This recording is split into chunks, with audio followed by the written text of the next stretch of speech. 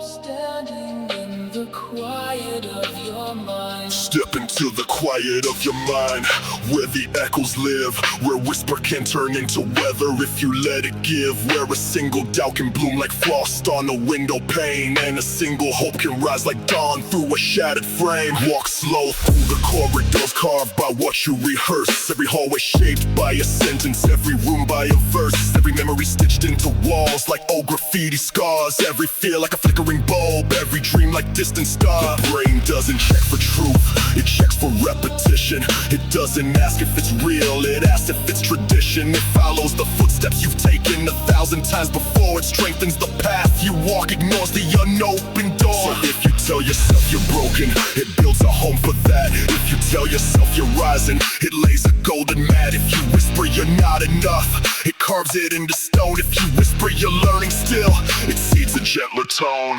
Picture the neurons firing like lanterns in the night, each thought a spark that travels searching for a light. And every time you think it, the spark returns again, until it builds a highway where there once was only rain. This is neuroplasticity, the brain's quiet art, the way it rewires itself from the inside of your heart, the way it takes your patterns and turns them into truth, the way it shapes your adulthood from the echoes of your youth. Imagine a forest path beaten down by your steps, every worry a footprint, every fear a silhouette, every doubt a fallen branch you trip over in the dark, every moment of clarity a match that leaves a spark. And the more you walk a pathway, the smoother it becomes, the more you think the thought, the louder its quiet drums, until the forest rearranges itself around your stride, until the path you practice becomes the place you reside. This is why negativity feels like realism's face, why self-doubt feels humble, why fear feels like grace. Not because they're accurate, but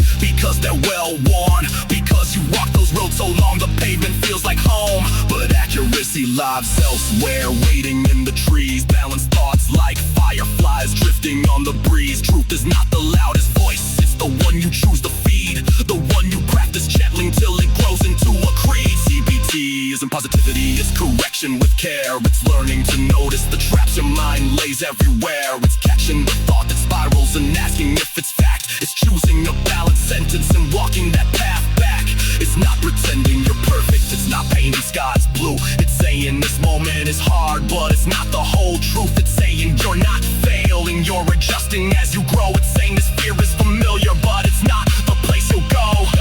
Picture your thoughts as musicians tuning in a dim-lit hall, each one playing a note, waiting for your call. And whichever one you signal becomes the melody, the soundtrack of your days, the rhythm of your memory. If you rehearse doubt, the violins tremble low. If you rehearse clarity, the brass begins to glow. If you rehearse gratitude, the choir starts to rise. If you rehearse self-blame, the drums beat heavy skies. Your brain is always listening, always taking notes. Every thought a teacher, every sentence a vote, every pattern a blueprint for the architecture inside. Every repetition a brick in the house where you reside.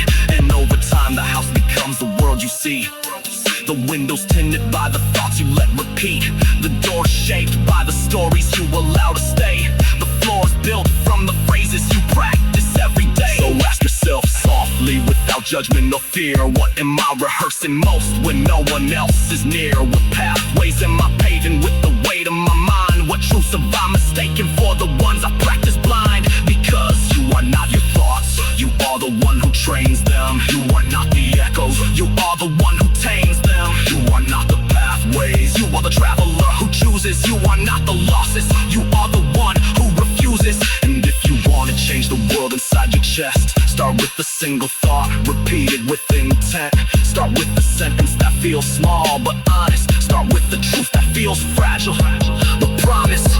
Walk that path once, then twice, then again. Let the neurons fire like lanterns in the rain. Let the forest rearrange itself around your stride. Let the new pathway become the place you reside. Because the brain doesn't just hear thoughts, it trains on them, it builds from them, it learns from them, it remains on them. And what you practice most becomes the lens you see through, the world you walk in, the story you speak true. So choose your repetitions like seeds in fertile ground. Choose the thoughts you want, echoing when no one is around. Because what you rehearse becomes your innocent